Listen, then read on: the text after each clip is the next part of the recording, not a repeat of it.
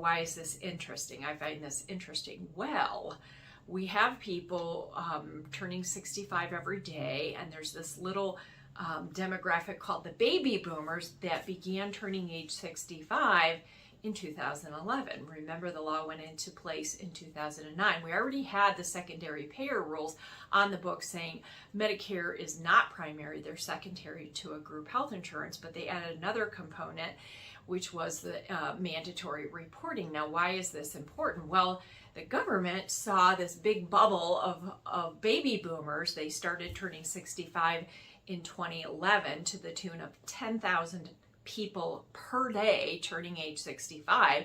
They continued to do that, and now I think it's 11,000 people a day turning age 65, and the government said, whoa, if they're still working and have an employer plan, we want to make sure that they stay on that employer plan.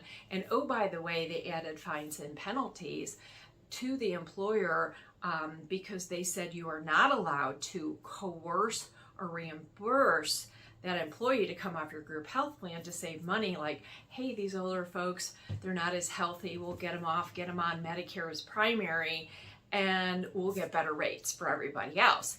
And the government said, no, you can't do that. And there's severe penalties for doing that. So they were trying to monitor this. So they started enacting a law that said you have to report. Now, our office, one of the things we do is we do know the rules, and when we have a group renewal, and we have a lot of employers that have less than 20, is we need to make them aware of the Medicare secondary payer rules